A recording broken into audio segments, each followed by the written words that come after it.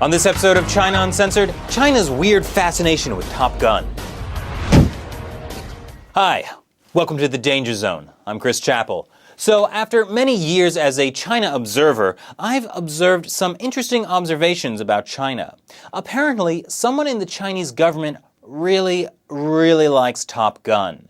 First of all, that's one thing we can both agree on. But it has manifested in some perhaps unusual ways.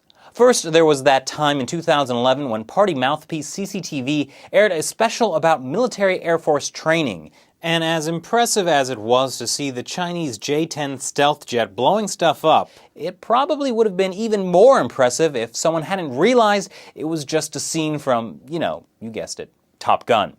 But if anything, it made those in charge aware that everyone was a fan of the movie. So they decided to get everyone in on the action in the only way they know how. Propaganda photos. So besides making awesome recruitment posters like this for the first batch of female Air Force recruits in 2009, just last year, they released these totally unironic photos of aircraft crew directing planes. That inspired a rather robust response from Chinese citizens. Well, still better than North Korea's Air Force. But wouldn't it be great if China could have its own Top Gun? One that would obviously be totally better because it would be made by the Chinese military instead of the evil American empire. 2 steps ahead of you. This is Skyfighters, China's 2011 answer to an American movie made in 1986. I watched 5 minutes of it and had to turn it off. Fortunately, freelance writer Kyle Mizokami sat through the whole thing. He's a gutsier man than I am. As he puts it, Skyfighters is possibly the worst movie with fighter planes ever made, and that's saying a lot. It manages to recreate some of Top Gun's best moments, like Tom Cruise's motorcycle race with a jet. The good guys fly upside down on top of the bad guys, and the famous scene where Maverick gives one of his female wingmen a bag of tampons. Oh wait, that only happens in Skyfighters.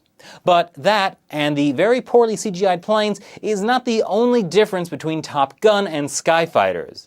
The main character is the total opposite of Tom Cruise Maverick. He's the by-the-books authority figure and bears no resemblance at all to the Communist Party. As Kyle puts it, unlike in Top Gun, the Maverick fighter pilot is the antagonist. You were looking for a rebel hero? You're not getting one. Why? Because the Chinese government doesn't want rebels. Of course, not all Chinese propaganda films are as subtle as Skyfighters. Just last week, a film by China's National Defense University, the Shanghai version of West Point, called The Silent Contest came to light. It's a pretty blunt American-bashing flick that blames the United States for every societal ill facing China. You see, U.S. attempts to build closer ties with China, particularly the Pentagon's call for more interaction with Chinese generals, are really part of a nefarious plot to disorganize China and brainwash its officials. Wait, a government body that makes overtures of friendship that's really a cover for controlling the way people think. I feel like I've heard of that somewhere. Anyway, let's ignore for a moment the fact that this kind of Cold War attitude is the same thing the Chinese regime is always criticizing the US for. What's really going on here? It may be that the silent contest is just an attempt by a hardline faction within the Communist Party to hit back against rivals ahead of this week's meeting of top party officials. You see, reform, the kind of reform that would bring greater freedom to China, i.e. weaken the iron-fisted rule of the Communist Party, yeah, that's what caused the collapse of the Soviet Union. At least that's what the hardliners want everyone to think. Thing is, no one's listening to the hardliners anymore. Wave after wave of protests are shaking the country, and their attempts to convince the masses that it's the US that's really causing their problems, that's not going to work anymore.